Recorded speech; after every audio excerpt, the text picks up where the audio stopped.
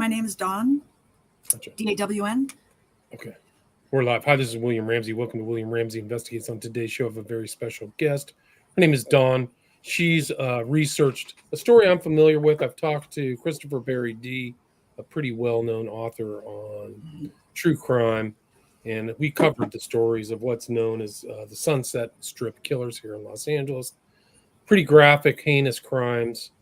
So I definitely would not have any sensitive listeners or young children in the background listening to this story, because it is not pretty. It's very heinous crimes took place. But even Christopher Berry D and he's met Douglas Clark, who we're probably going to end up talking about. And even he said, Christopher Berry D said that there was some concerns about really this case. But we're going to go into detail, talk about it, talk about the research that Dawn has done.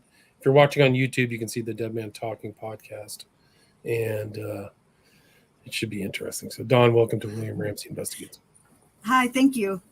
For people who may not have heard of your podcast or your name, can you go into your background and what led you into researching this particular, he's a convicted serial killer, Douglas Clark, and what's known as the Sunset Strip killers? So my husband, David, and I, we're always working on projects together. And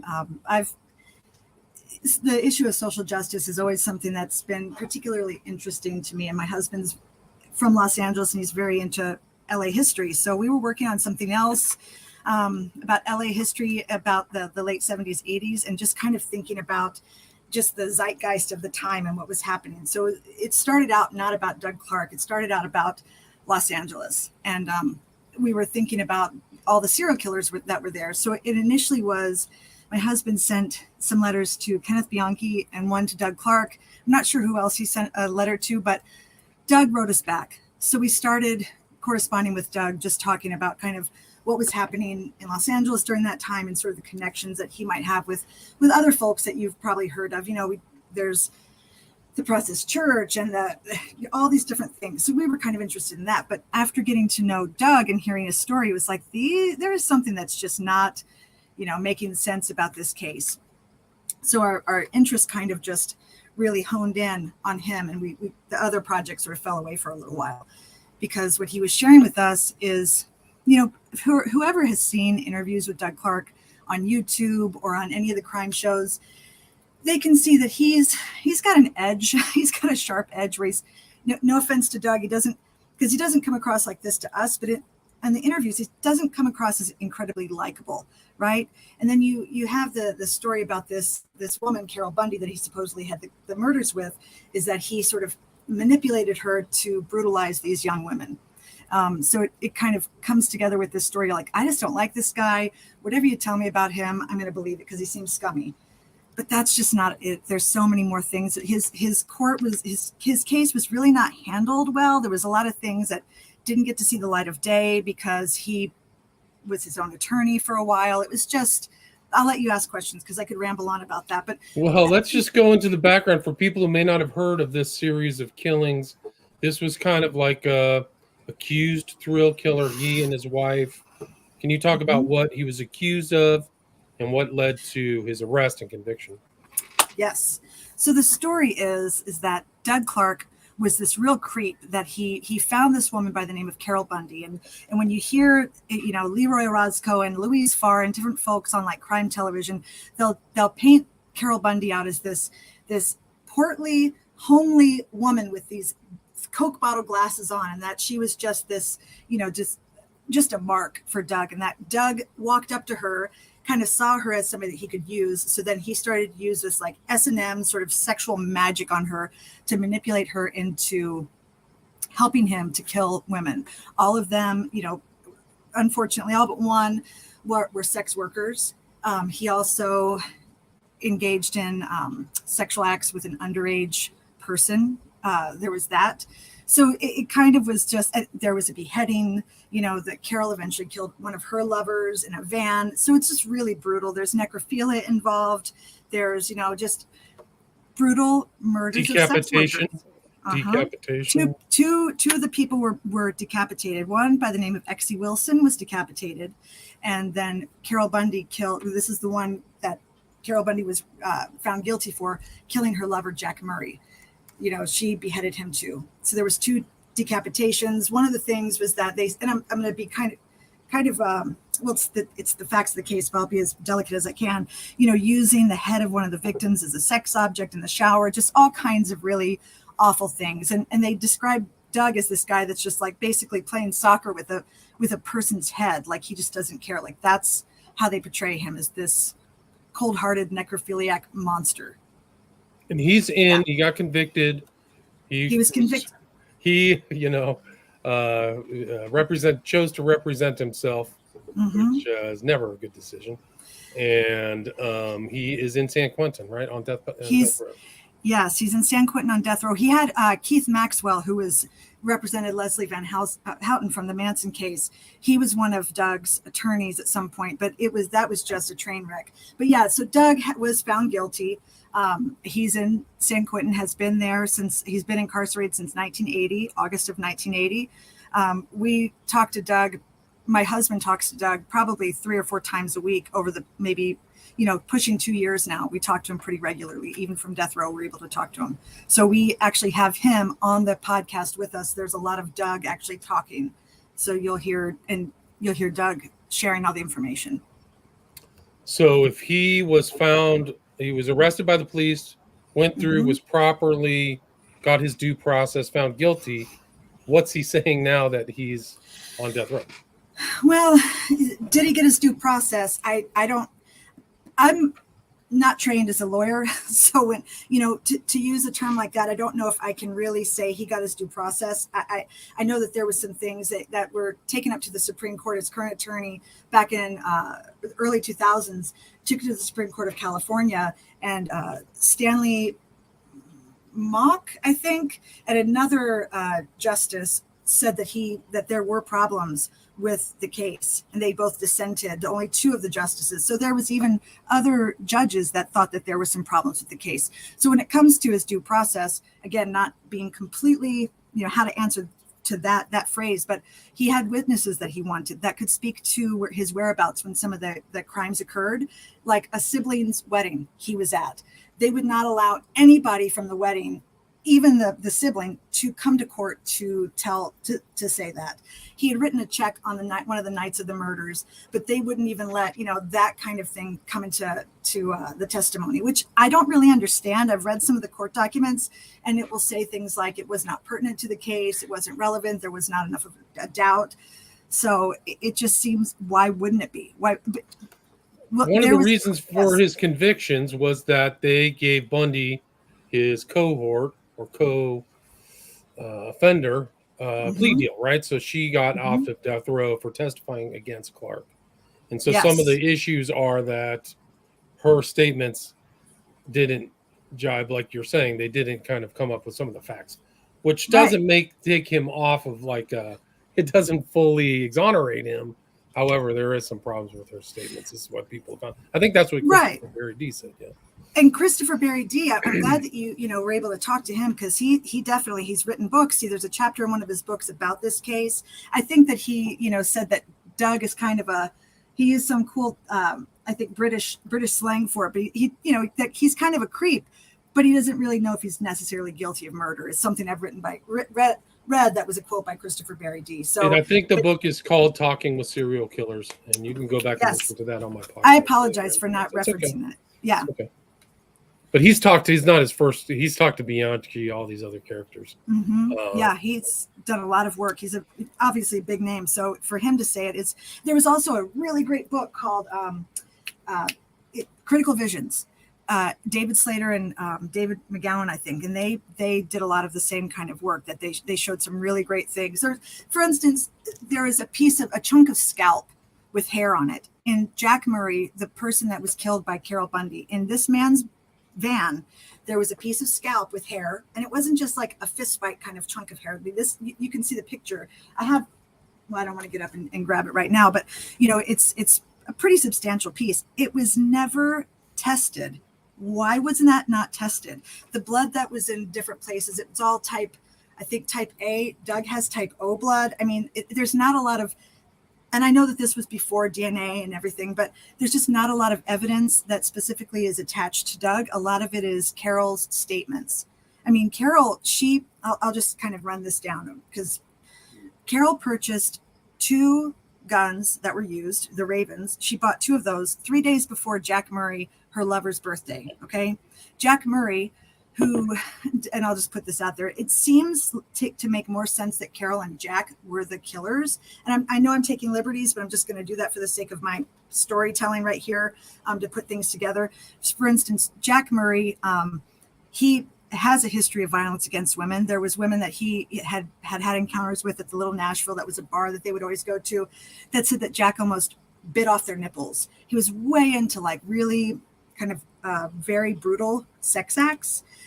His wife, he assaulted her, broke her arm, would regularly give her black eyes, things like that. He held a gun on a kid once. He held a gun on one of Carol's children before. So this is Jack Murray. And in his van, there's the scalp. There's all these, sex toys and stuff, that just a lot, blood, all kinds of evidence there that they didn't really bother to examine very thoroughly, which I think it kind of raises doubts that that's in Jack's van when he was supposed to not even know anything that was going on. Okay, but do you think that Murray and Bundy were the ones who did it? Do you think that there's enough evidence to exonerate Douglas Clark fully from any type of criminal acts? I think that if they could test some of the pieces of evidence that they have against Doug's DNA, I think that would be something. This is a story that somebody has to look into. I guess the first thing would be to look at the things that didn't happen that could have happened with evidence in the case, in the trial. That would be one thing. The pieces of information that would exonerate Doug, I think, are the dates that he was not in town to participate in the killings. The fact that when you listen, we actually put up a recording between Mark McNamara, a reporter that was working for Vanity Fair, and Carol. He did just tons and tons of interviews, and we put one of them up on our, we have this for our podcast, but also I have a Facebook page where I'm just putting up all the documents that I can find so that people could look at them and make their own decision. Because not being, I'm trained as a therapist. I'm not trained as a criminologist or anything. So this is all information that there's raising doubt in my mind. My husband, he's a musician. So both of us as people that we're not trained forensically. So take a look at it, but there's enough to raise a lot of doubt. Like if Doug was not here on the dates of the murders, if Carol and Jack already had this really kind of dark relationship that they're trying to say that Doug and Carol had, why isn't anybody looking at Jack? Why was the autopsy, literally, the beheadings that were done with Jack Murray and Exie Wilson, it was done by the same bone saw. Carol's the one that beheaded Jack. We know that. There's just there was a call, a 7-minute call the night that Exie Wilson was killed. Carol called Doug at another apartment. The phone was off the hook. The call was 7 minutes long. Doug's not at the apartment. The night that, and I know I'm rambling, I apologize, but I'm just no, but it's important. Yeah, the night that Carol killed Jack Murray, Carol came to the apartment where Doug was, and she was going to bring the head. But she did not realize that a woman that Doug was entertaining had a seizure in the apartment that night. And this is a fact. I mean, the EMTs and everything were there. Carol comes in, and she worked as a nurse. So she comes in and she's like, let me help you. And the EMTs are like, no, we've got this.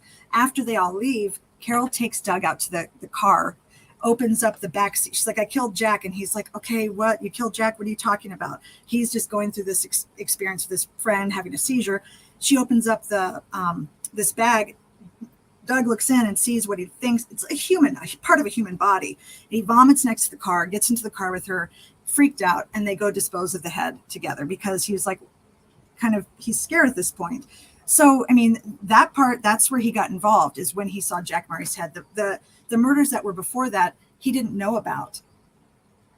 Carol Bundy. Mm-hmm. So all of these earlier murders that he was supposed to have taken place, in his statement is that he didn't know about those. No. So the ones that the jury found that he was guilty for, he's now stating, Douglas Clark is stating that he didn't.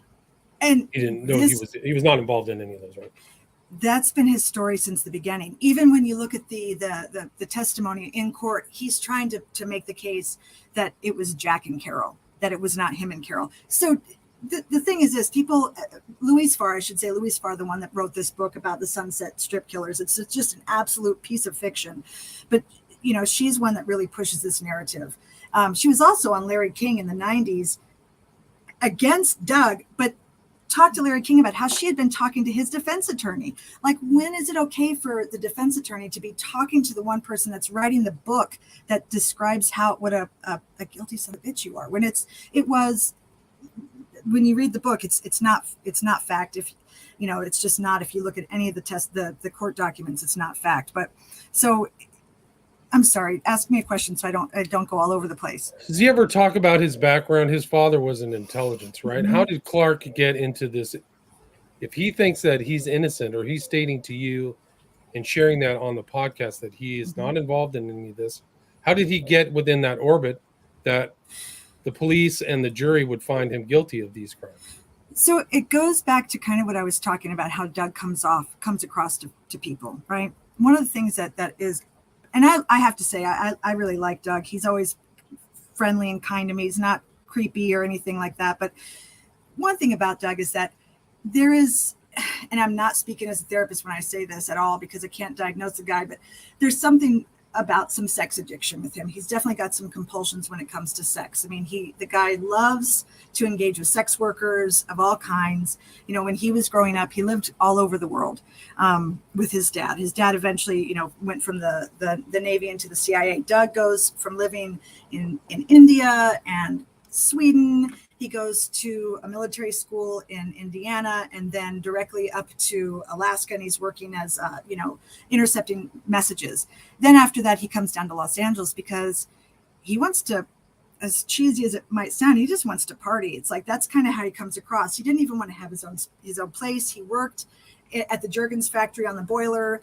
He enjoyed the company of lots of different people. There's no dispute about that. Doug just wanted to enjoy lots of women's company and really not be tied down with anything else. And there was a couple of women that he loved. He met Carol in December in 1979, I think.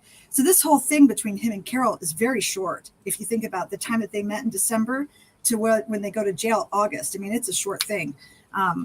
Carol was ticked off because she had this affair with Jack Murray. She literally gave his wife $18,000 to try to say, I'll give you this money if you just give me your husband. I mean, just really weird stuff. But so that the night of the Little Nashville, Jack and Carol are together, and Jack has another one of his girlfriends because, they're kind of all these swinging people. And she finds Doug that night. And from then she has Doug stay with her. So Doug stays with her kind of off and on. One of the things, this is a huge piece of information that's important, is through the time that Doug was staying with Carol, Carol started to groom a young girl by the name of Shannon O, who was 11 years old. She lived in the apartment complex with them. And Carol has a history herself of abuse, working as a sex worker herself. She was really into in the late 60s, the Venice, California scene. She helped her boyfriend, Dick Geist, make this fanzine called Psychotic. So she was very into this, kind of counterculture sort of thing. So, and that's aside the point, not just because people that are in counterculture are not also pedophiles. I want to be clear when I say that, because the thing I'm going to say next has nothing to do with counterculture, but she was grooming this young lady, Shannon, and she would get guys to get into compromising situations with Shannon and take pictures. And Doug, and this is the one thing that Doug's, I think, helps him to stay in jail and not feel bad about it, is he does feel guilty because he had inappropriate interactions with Shannon. And he can try to soften it up by saying they didn't have sex, and that's fine and good. But the fact is that she was 11 years old, he was an adult man, and there was pictures of them fondling each other, things like that, right? So Carol uses this as a huge piece of leverage. She tried to get pictures of Jack with Shannon, and he wouldn't fall for it. But that was something that kept Doug, I think, okay, Carol, I'll do whatever you say. Because he didn't want those pictures to get out. So, I mean, that's a piece of leverage over Doug. And I cannot, I mean, obviously it's terrible. It doesn't matter what the young lady looked like, how she was being treated, if she was being trafficked by anybody, he still did it. And he is guilty of that. So he denies being involved in all of these the murders, the least 4 younger kind of runaways, right? There was Gina Morano, Cynthia Chandler, Karen Jones, and Exie Wilson. Says that he's not involved. He was taking the blame. And in court, I think that was his argument, is that he wasn't involved in anything. It was Bundy who did everything, right? Isn't that his main argument? But the jury didn't buy it. Why do you think the jury didn't buy it back in 1980? Well, there's a whole lot of things that can happen with juries. I mean, the jury was exposed to things that, like, say, for instance, there was a person who, Cheryl Alderman, I think is her name, Anderson. She said that Doug tried to stab her. Well, she was, again, not saying anything ugly about people that misuse substances, but she was in jail detoxing off of opiates, and she had been stabbed by somebody. So they were like, they hypnotized her, and then they're like, who did it? Was it Doug? They're kind of leading. So then she says this to the jury. They throw it out, but the jury's already heard it. I mean, even if they throw out testimony, it doesn't change when human beings hear something, whether it's thrown out or not. It's in your psyche. There's that. There was another woman, Doreen, I think, who said that he was very scary. She had to leave Los Angeles, yada, yada, yada. She had psychic visions of him in black leather on a motorcycle. That is not a reason to be scared of somebody. Say it's a psychic vision, but I don't know if the jury got a chance to really hear all the evidence. I think that there was a lot of optics happening. I think that Carol really did a great job of portraying herself as this victim that was just led astray by Doug Clark. And again, Doug Clark he tries to get it out there as fast as he can. And he is not always effective in his communication, so he would throw derogatory terms at the judge. He would say things that sounded, calling people jackass or whatever. So that's not playing well for him either.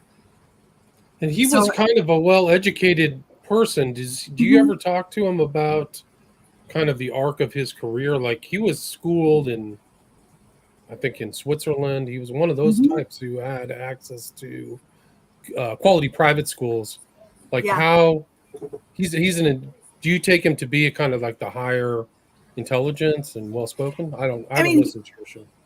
No, I think that he's actually, he does come across as smart. I'll be honest, and I don't know what my husband would say, but my take on him is, he was raised in like in a different culture, like on islands and stuff with other military kids. So, and he's got this great education. He'll talk about when he was in India and sort of being introduced to sex work at an earlier age. So he has all these like very worldly sort of experiences, but when it comes to life on the street, I don't know if and no offense to Doug, again, I don't know if he really was clocking things the way another person might. I think that he was book smart, but I think when it came to Carol, I don't think he saw it coming, to be quite honest with you. I don't think he realized what he was getting himself into. Does that make sense? Yeah. Yeah. He's a smart, well-read guy. Right. So you think that he's had this 40 years in San Quentin unjustly. So he's kind of part of this kind of new movement where convicted people are trying to, find a way to reassess their cases through kind of public means, maybe Innocence Project, stuff like that. Has he ever had any contact with the Innocence Project? There's been some contact, and throughout the years, there's been contact with different lawyers, and he's tried to have his case heard more, on multiple occasions. So it's not, and I'll tell you this, it's not changed. His story is not changed at all. I mean, he can't write as well now because he doesn't have a typewriter, and his handwriting is pretty difficult to read and difficult for him to write. But he's written a lot of things himself to try to get out. He's written a lot of things for the San Quentin newspaper articles. And so So I mean, we have just files and files of things that he sent to us, but it's not like he's changed any of his tactics to be, to get out. It's always the same story. Right. And so when you're talking to him, you've included these personal conversations into, I think you're at 10 parts now on this podcast, Dead Man Talking. Can you kind of talk about what he talks about when what you've included into your podcast?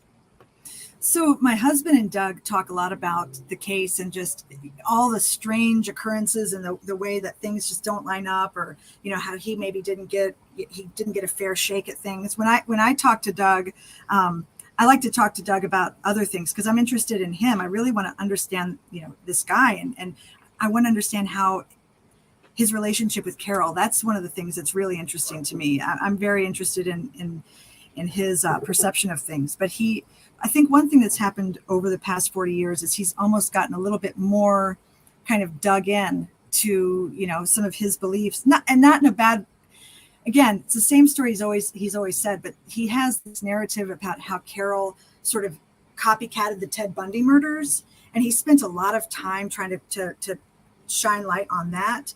I mean, I think that Carol just did that to mess with his head, really. But I mean, the guy is just so much energy there because it keeps him alive, thinking about like, how can my name get cleared? To be quite honest, I don't know if at this point he wants to get out of prison. I don't know. It seems like he just gets so excited when it comes to salsa day. It's been such a long time that he's been incarcerated. His main goal is not to come out of prison. He wants to clear his name. That's his motivation. So that's kind of how what he's done to reach out to different attorneys and places like the Innocence Project. But that takes, there has to be like a compelling case or a likable character. And I think that that's what Doug has missed over the years, is being that likable character, which sounds terrible when we think about justice, but that's what a lot of people gravitate to, is the underdog, or this guy seems like, I feel for him. I've got compassion for him. God, even Ted Bundy and Jeffrey Dahmer, people, I remember when I was a young person in the Ted Bundy case, I had a teacher at school and he's just so handsome. You just don't hear those kind of things about Doug Clark because of how he presents.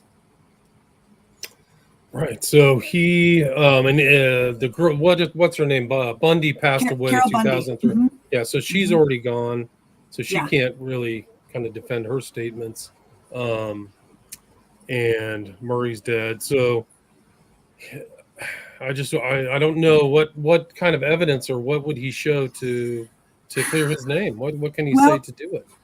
So some of the things, like say for instance, that's why getting a DNA test is really important. Taking another look at like the blood and the semen that was supposed to be in one of the cadavers, those kinds of things to see what was there, because does it match up with Doug or not?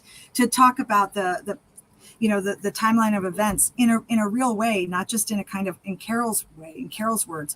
And if you listen to the Carol tape that we put up, she talks about the way she describes the case, the events. It just doesn't make any sense. She flip-flops back and forth.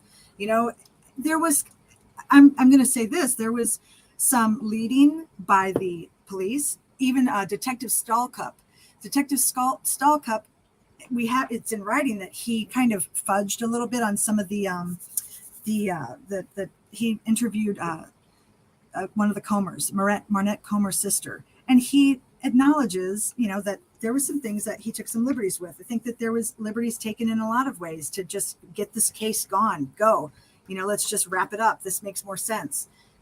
Like Carol Bundy, so there was, I don't know how many of the Raven guns were sold in that one area in Van Nuys. I think 5. 2 of them were purchased by Carol Bundy. They didn't look into her because at that point, Judge Ito, his wife, Margaret, Peggy York.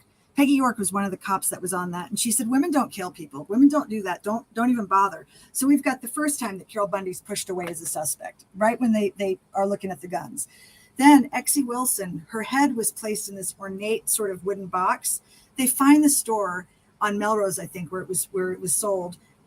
And what do you know? The store clerk describes Carol Bundy. She bought the box. They still don't look into her. They did, however, go to Mexico to meet the people that manufactured the box, which doesn't make any sense. I mean, those resources are going to that. Why aren't they going to get the witnesses in other respects? They went all the way to was it Alabama or Louisiana to go meet with Exie Wilson's family, but they're not going to, to other places nearby. It's a very strange way where they put the resources in the case.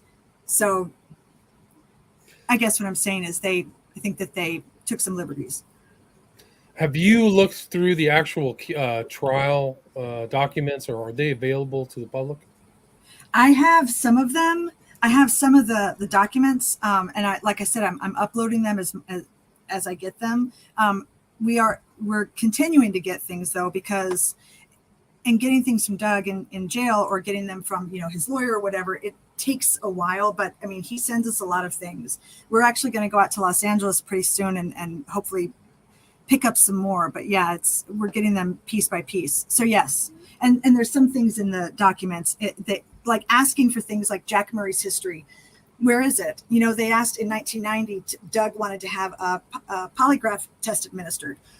They set it up in San Quentin. We have the documents. I put those up too, the letter. The warden said, no, you can't do it after they got ticked off at Doug because I don't know what he said, but apparently he made somebody mad and they're like, no, you can't, you're not going to have it. Well, why not? Why can't he have the polygraph? I mean, they'd taken every precaution so that they could, look through the device, whatever. So that wasn't done either. It's just a lot of things that just don't make sense. And how has he adapted to 40 years of incarceration? Well, he's still alive, so I guess he's adapted well enough. I mean, he, like I said, he'll tell us stories, like sometimes when if there's a special food of the day, he gets just very thrilled. You can hear, he tells my husband a lot of stories about, because he was incarcerated with a couple of other known serial killers. So he kind of, he's spent a lot of interesting time with other guys, but a lot of people write him. Which ones offhand? Let's see. My husband is more the serial killer guy. The trash bag killers. Kenneth Bianchi, you never talked to Kenneth Bianchi. He knew Angelo Bono before because they both, which is one of those weird connections. Oh my gosh, I can't think of the guy's name. I'm sorry, but the guy is now deceased. But he's sending us stuff that the guy drew a bunch of things. But he was a serial killer in the 70s around the same time. Because when he was in jail with all of these guys, they're all in jail at the same time with each other. Late 70s, tons of serial killers. That's what initially kind of interested us. Yeah. Patrick Kearney, does that sound right? No, his name starts with an L. This is why. But there was like a rash of killings in Southern California. There was the highway killers. There were so many. I think it was also. It's not. Yeah, he did not like William Bonin. I know that much.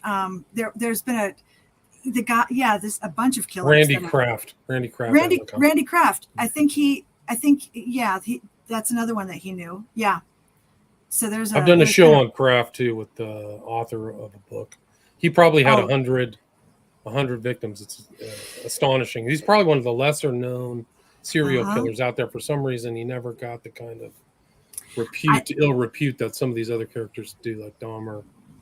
But that's the thing. I mean, when we're talking about this, there's something to be said for the way a person looks, for that it draws them into like the collective psyche, and people are interested, or they start to sort of project their own feelings or fears onto this person. Doug's never really gotten that. I think Doug, all that's been projected onto Doug is what a son of a bitch that guy is. That's kind of what gets projected onto him.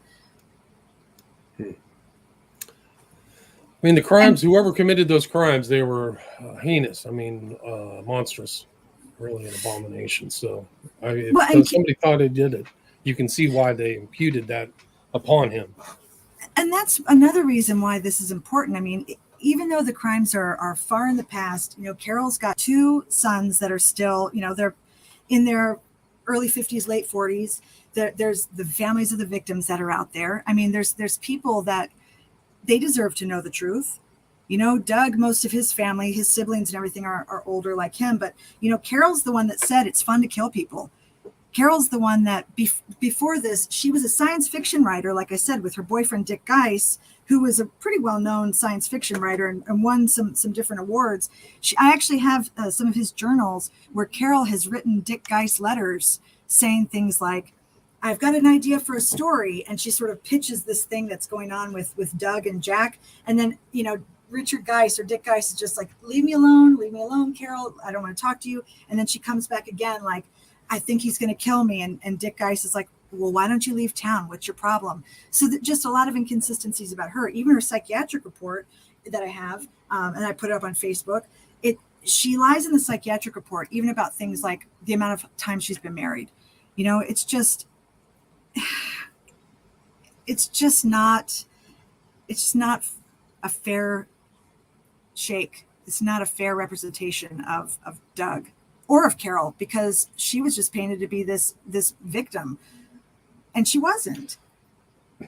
She may have been painted as a victim, but she got convicted too. She got a life sentence. So I don't know. Because she cut off Jack Murray's juries head. didn't. Yeah, but the juries didn't. I'm assuming she had a jury trial, or did she just get convicted? She just got convicted. She got convicted of the Jack Murray murder because Doug wasn't there, because the EMTs were at his house. She couldn't pin that on him because there was an alibi that she couldn't mess with. She went to the house with Jack Murray's head and the EMTs were there. If the EMTs hadn't have been there, she probably would have tried to pin it on him too. So, and when you behead a man, whatever the situation is, yeah, I think she got 52 years to lie for something, and she died in prison. I think her parole was going to be 2012, but she died in 2003. Interesting. So where can people listen to your podcast? I mean, I can put a link to it in the show notes, and they can make a decision for themselves, but I'm not convinced. Hey, and that's fine. Like I said, and this, you've got to remember, anybody that's listening, this is only one half of the team.